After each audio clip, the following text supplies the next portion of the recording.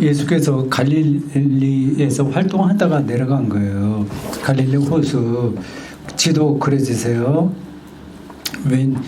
가버나움이 있어요. 왼쪽에는 어촌마을, 그리고 오른쪽 건너편에는 거라사라고 합니다. 그래서 왔다 갔다 하면서 예수께서 활동하셨어요. 네, 거라사 이쪽은 이제 이방인들이 많이 살고, 가버나움에는 유대인들이 많이 사는데, 뭐 그렇다고 해서 유대인만 사는 건 아니고 다 같이 섞여서 살았죠. 가버나움에는 회당이 있을 정도니까 유대인들의 숫자가 제법 많았다고 볼 수 있어요. 지금 가버나움 가게 되면 퇴락했겠죠. 옛날에 비해서 지금은 작을 겁니다. 거기서 이제 호수죠. 우리말 성경에는 잠깐만 바닷가에서 가르치셨다 그렇게 표현되어 있는데 왜 그렇게 번역을 하는지 모르겠어. 호숫가인데 갈릴리 호수잖아요. 그 지중해 그 바닷가에서 가르치지 않았거든요. 예수님이 그 지중해에 가보지도 않으셨어요. 몰라요. 성경에 나오지 않을 때 혼자서 갔다 왔을지 모르지만 그 지중해 쪽으로는 가지 않고 그 갈릴리 호수에서 밑으로 내려오면 요단강 끼고 이렇게 좀 내려오게 되면 사해인데 그 옆에 예루살렘 거리도 얼마 되지 않습니다. 근데 바닷가가 아니라 그냥 호숫가라고 번역을 해야 되는데 그렇게 했어요. 크게 문제가 되지 않긴 하지만 어떤 사실성에서 약간 그게 좀 설득력이 떨어지는 거예요. 그런 번역들이 많이 있습니다. 언제 우리나라 성서 학자들이 정말 권위 있는 성경으로 한번 번역해 줬으면 좋겠어요. 그리고 또 우리 그거는 이제 학자들만의 책임이 아니라 그리스도인들 평신도들의 책임도 많이 있습니다. 이분들의 머릿속에 어떤 뭐가 하나 들어가 버리면 그거를 다른 단어로 바꾸면 굉장히 어색하게 생각을 해요. 그래서 옛날에 쓰던 단어들을 그대로 끌어오는 경우가 좀 많이 있습니다. 근데 그 갈릴리 호수 왼쪽 가버나움과 건너편 거라사 그래서 활동하다가 이제 내려왔습니다.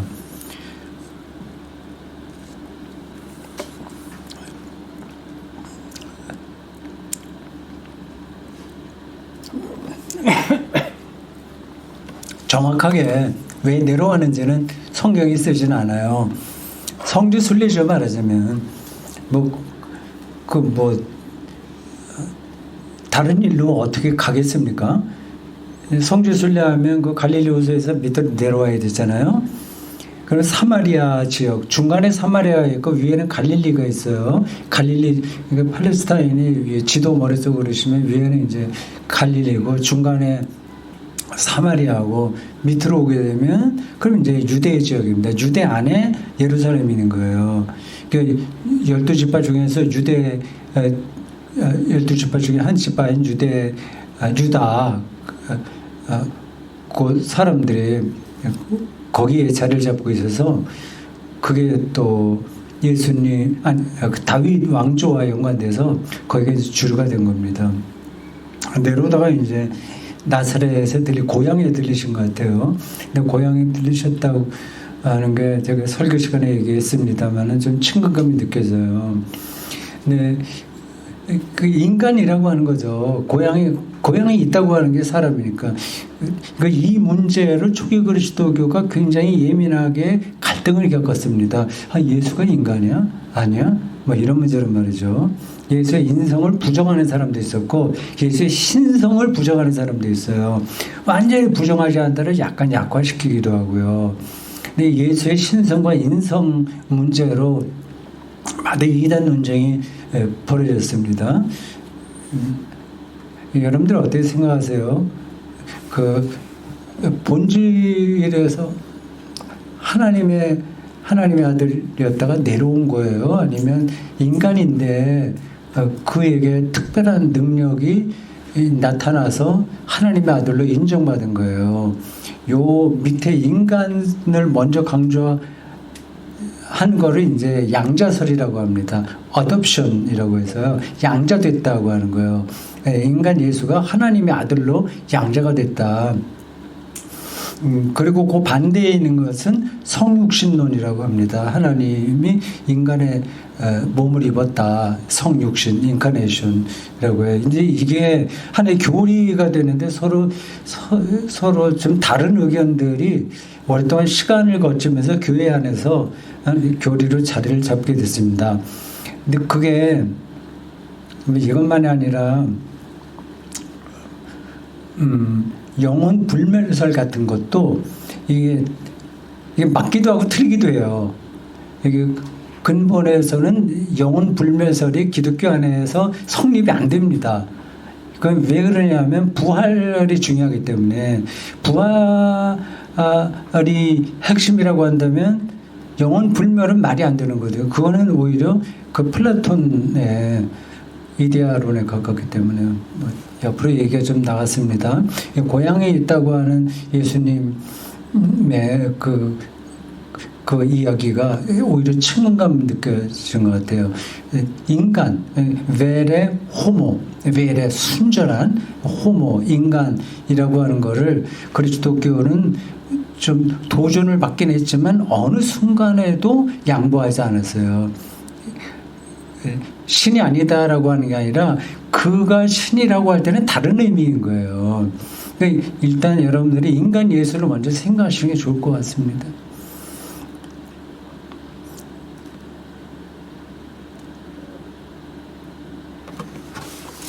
고향에 가셨다.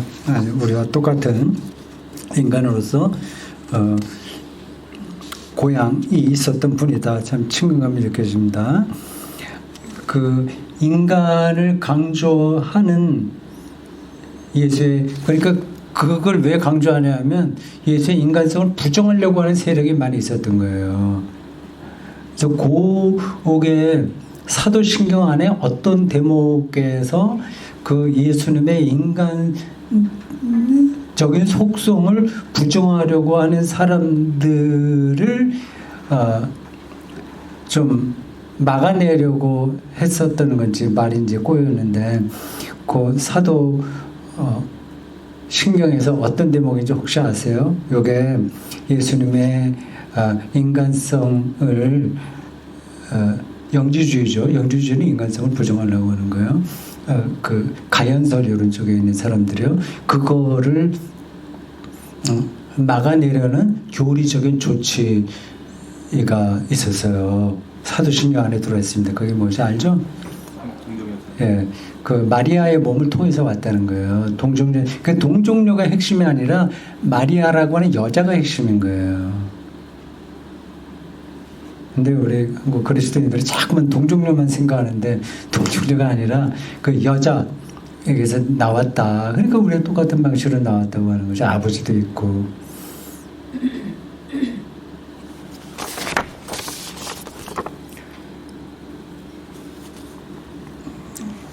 여행 갈 때 지팡이만 준비하고 나머지 일주일 준비하지 말라고 그 얘기를 하면서 단순한 삶, 오늘 순간으로 충만한 그런 것들이 제자로서의 삶에 나타나는 특징이다. 그런 말씀을 드렸습니다.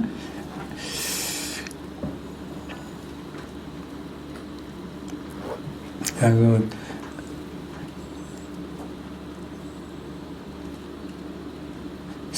뭐야 누구예요? 그 산티아고 여행 준비하려고 하는 그 집사님 이름 뭐죠? 고 집사 오늘 나왔으면 내가 뭐 준비하는가 내가 물어보려고 했는데 지팡이 하나만 갖고 가려고 하는 건지 어떤지 하는데 체력 준비를 하는가 보죠. 근데 이게 일용할 양식. 오늘 하루로 충분하다. 그 삶의 신비를 우리가 이제 좀 느껴야 됩니다. 근데 이게 자칫하면 말장난이 될 수 있어요. 매 순간에 충실하면 그 과정 전체가 충실하게 되는 거거든요. 근데 그렇게 할 수가 없어요. 우리를 불안하게 하는 요소들이 너무 많이 있으니까.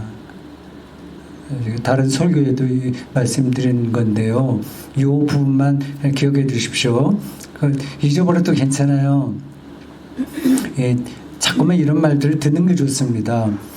잊어버려도 괜찮아요. 그런데 근데 그게 순간에 남아 있어서 단어 하나, 어떤 문장 하나가 남아 있어서 어느 순간에 그게 신앙이 발화하는데 좋은 계기가 될 겁니다. 우리가 예수 그리스도의 십자가를 구원의 길이라고 얘기하잖아요. 왜 그런지 아시죠? 우리를 대신해서 십자가 돌아가셨다고 얘기하잖아요. 그건 교리야. 교리 안에 어떤 내용이 있는 거거든요. 그 내용을 교리화한 거예요. 근데 예수님이 십자가 죽는 게 우리 죄를 용서한다는 게 이게 말이 안 되는 거지 않습니까? 근데 거기 내용이 있는 거예요. 그게 더 깊어지면 그게 이제 신학자 영성가가 되는 겁니다. 근데 그 내용을 그리스도인들이 별로 생각하지 않죠. 줄여서 얘기하면 이런 겁니다.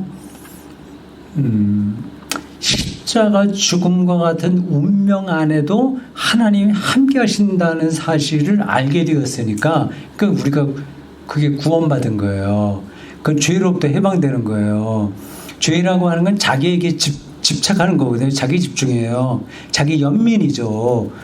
그 나르시시즘이 죄예요. 성경이 얘기하는 게 바로 그 얘기를 하는 겁니다.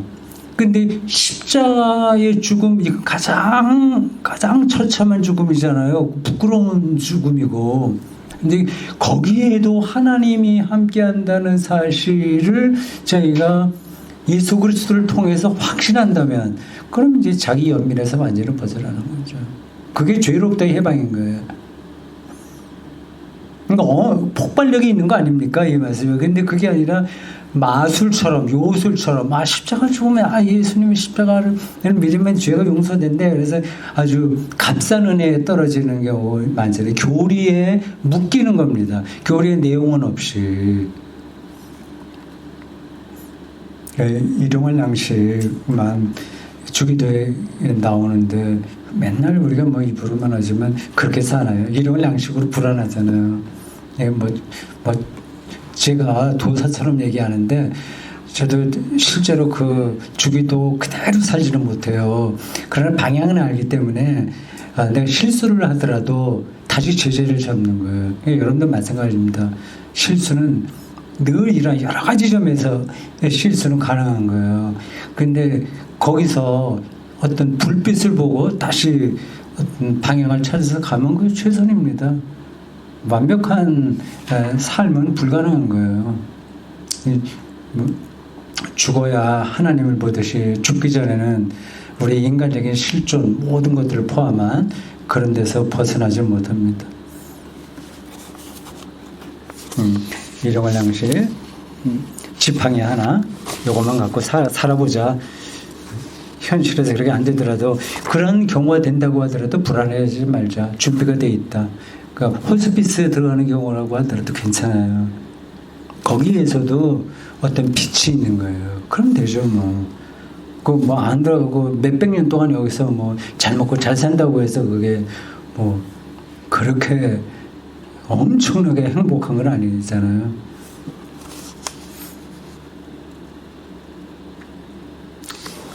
(2000년) 전 그 귀신 얘기했던 사람들이나 지금 첨단 문명 과학을 사는 우리들이나 아주 근원적인 것에 대한 인식에서는 차이가 없다는 말씀을 드렸어요. 근데 그 이유가 인간 실존은 똑같기 때문에 그렇다고 했습니다. 그러니까 인간 실존은 아주 그 노벨 평화상이나 노벨 문학상, 노벨 물리학상을 받을 수 있는 최고의 석학들이나 좀 표현이 그런데 무지렁이나 똑같아요. 그 사람들이라고 해서 밥 한 끼 먹고 사나? 두 끼, 세 끼 먹어야 되잖아요. 다 배설하지 않으면 그 어느 누구도 생존에 불가능하다. 다 똑같습니다. 2000년이나 지금이나 근본은 다 똑같아요. 그러니까 그 근본을 뚫어본다면 이제 그 사람들은 무식하고 2000년 전이니까 지금은 유식하고 이런 말이 되지 않은 겁니다. 그러니까 여러분들이 다른 거 부러워할 거 하나도 없습니다. 우리가 많은 걸 알 수도 없어. 모든 걸 할 수도 없어. 그렇게 도덕군자가 될 수도 없어요. 그냥 자기 주어진 실존 안에서 살아갈 수밖에 없어요. 근데 우리 영적인 실존에서 보면 그리스도교를 선택했잖아요. 이게 선택인지 운명인지 뭔지는 설명할 표현할 수 있겠으나 일단 우리는 그리스도라고 하는 샘물을 마시면서 살기로 돼버린 거잖아요. 여기 충실하면 되는 거예요. 다른 거 불안하게 생각하지 않을 때.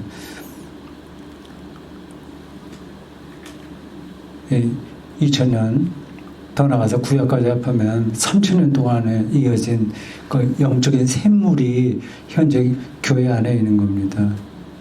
그걸 마시고 사는 거죠.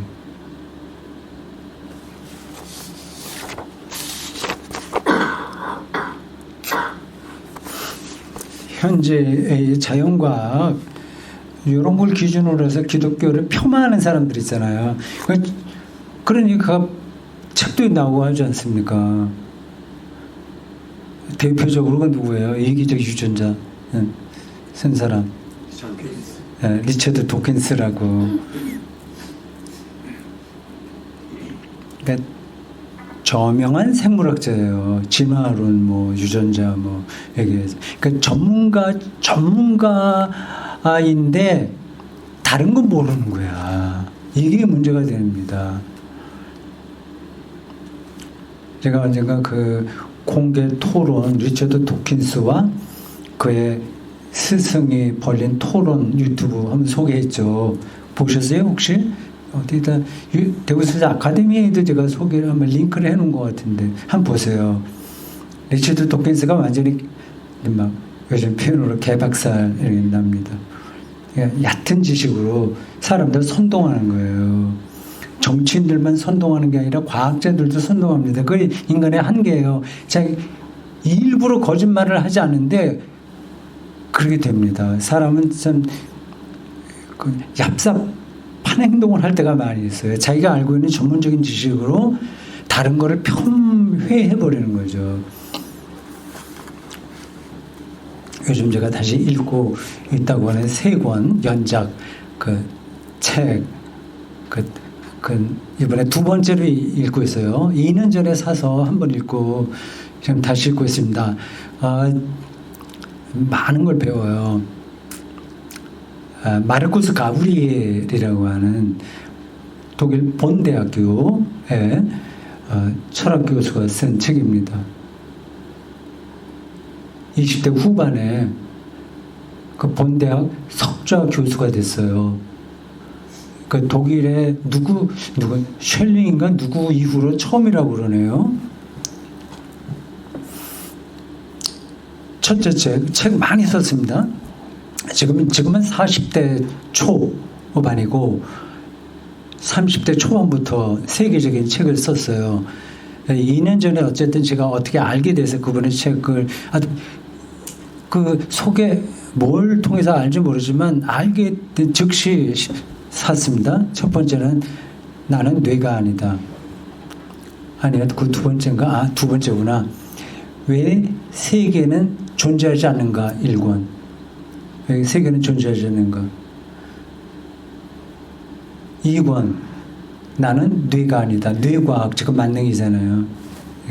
뇌 안에서 벌어지는 뉴런이라든지 아주 전문적인 용어 있잖아요. 그런 걸로 사람들 인간을 그렇게 해석하는 거. 나는 뇌다. 아마 그런 책도 있을 겁니다. 예. 그 인공지능 그런 얘기도 나오고요. 그리고 3번째예요. 지금 이제 3번째 권을 다시 읽고 있는데 생각이란 무엇인가? 그 책에 3권의 책에 리처드 도킨스 얘기가 여러 번 나옵니다. 그냥 거짓말이다. 그렇게요.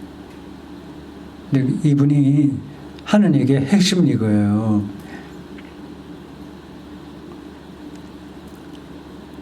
인간은 생물학적이고 유전자의 그리고 뇌 메커니즘 이런 것에 영향을 받는 건 분명하나 그것만으로 인간이 다가 아니다 하고 하는 거예요. 그러니까 다가 아닌 걸로 그게 다라고 얘기하면 그게 거짓말이 되는 겁니다. 거기 용어가 재밌는 용어가 많이 나오는데 그 의미장이라는 단어도 나와요. 의미장. 그건 계속 반복되는 단어예요. 그 사람이 하는 이 철학 운동을 가리켜서 뉴 리얼리즘이라고 합니다. 리얼리즘. 근데 현재 구성주의들은 리얼이 없다고 말하거든요. 다 우리 머릿속이 구성하는 거다.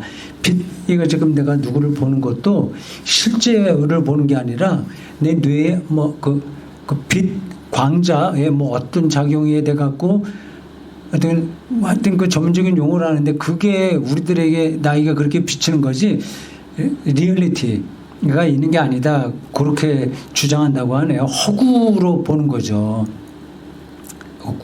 구성주의 이런 것들이요. 근데 이 뉴 리얼리즘은 그게 아니다. 실제다. 그러나 그거를 옛날처럼 물, 흙, 공기 이런 식으로 말을 하진 않고 내가 지금 설명을 하려니까 미천이 다 드러나서 쉽지 않습니다. 의미장의 사건이라는 거예요. 의미장.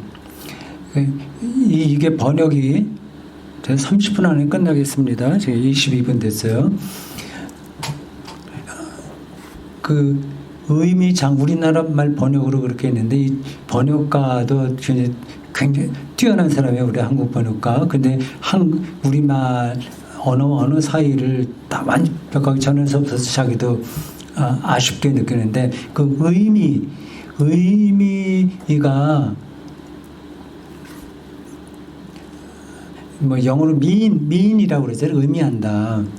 근데 그런 의미가 아닌 거예요. 독일어로 진이라고 하네. 진. SINN. 독일어로 의미라고 하면 베도이튼, 영어로 mean이라고 의미한다고 할 때 mean이 독일어로는 이제 베도이텐 그렇게 합니다. 일상적인 용어예요. 근데 이 마르크스 가브리엘이 말하는 의미는 그런 일반적인 의미가 아니라 진이에요. 진. 이건 실체 어떤 진. 그건 정말 허튼 소리가 아니야 할 때 진. 허튼 소리 할 때 독일어로 진로스 이렇게 합니다. 진 SINN에다가 로스 이거는 영어로 레슨가 없다는 뜻이에요.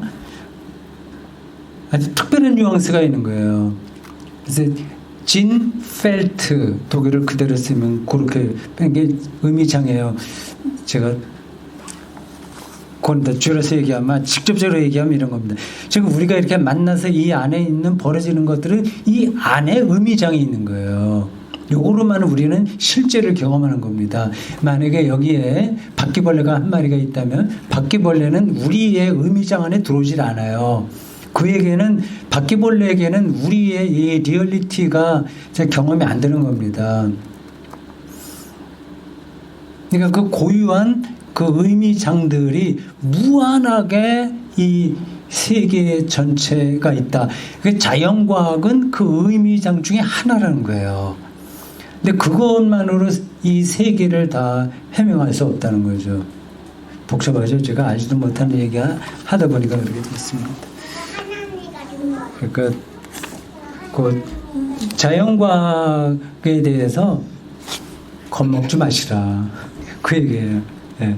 저도 자연과학에 대한 책은 신학대 다닐 때부터 코스모스 있고 꾸준하게 관심을 갖고 양자역학에 대해서도 조금은 얘기할 수 있는데 이 현대 그리스도인들이 여기 너무 겁을 먹는 거예요. 그래서 두려워하든지 아니면 만약에 빠져버리든지 합니다. 그럴 필요 하나도 없어요. 그거는 세계를 이해하는 하나의 방편이에요. 근데 종교적인 세계 이해가 또 있는 겁니다. 이것도 이제 가브리엘에 의하면 의미장이에요. 종교적인 의미장.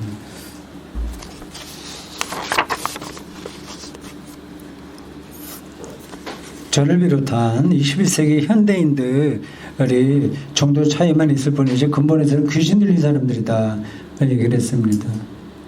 동의하시는지 모르겠어요. 자본이 완전히 우리 영혼을 갉아먹고 있잖아요. 그래 오죽했으면 뭐 영끌이라고 하는 단어를 우리가 뭐 쉽게 얘기하고 있지 않습니까? 자본주의는 분명히 악령의 활동이라고 할 수밖에 없습니다. 또 현대는 자기 숭배 이것도 좀 그런 것 같기도 하고. 마지막으로 설교 후반부에 그런 얘기 있습니다. 악한 귀신과 악령이 좀비처럼 곳곳에서 출몰하는 21세기라고 했어요.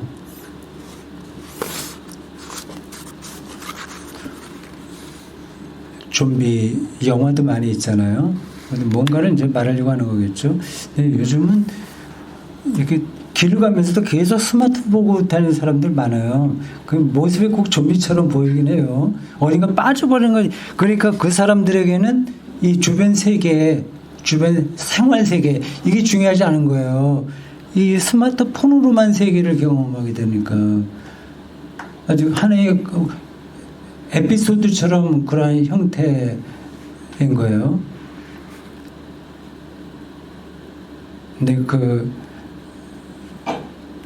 악령 귀신과 악령의 출몰이 그냥 재미삼아 말씀드린 그거는 뭐 중요하지 않은 거고요. 뭐 정치, 경제, 교육 이런데 그들은 나타나고 있습니다. 초등학교 때부터 뭐 의대에 들어갈 학생들을 따로 뭐 공부하고 한다는 거 이건 뭐 악령의 역할 아닌가요? 도대체 그게 말이 안 되잖아요. 근데 말이 안 되는 건데 자연스럽게 이 시대 정신이 돼버린 거. 그게 이제 악령인 겁니다. 선동되는 거죠. 정치에서도 마찬가지예요. 지금 비호감 경쟁이다 그런 말들 많이 하잖아요.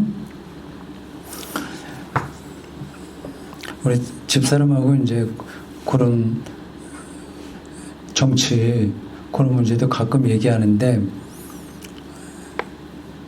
나하고 좀 입장이 달라요. 나는 그래 윤석열 정부가 잘못하긴 하지만 그렇다고 해서 민주당이 잘하는 것도 아니지 않냐. 그거를 구분해서 봐야지. 그 윤석열 정부 저러니까 야당 이상하게 하는 것도 뭐 그대로 받아들여야 되냐. 저는 이제 그런 입장인데 집사람은 그래 하도 저게 이상하니까 이런 거는 좀 받아들여야 된다. 집사람하고 그거를 옥신각신 뭐 그렇게 하고 있습니다. 이런 정치, 교육, 뭐 경제 이런 부분에서도 우리가 악령의 출몰이라고 부를 만한 현상들은 분명히 일어난다. 그걸 우리가 눈치채지 못할 뿐이지 말이죠. 히틀러도 얼마나 민주적이었어요. 다 선거를 해서 그런 일을 하는 거거든요. 그 지지하는 사람들 얼마나 많이 있었습니까? 독일 사람들.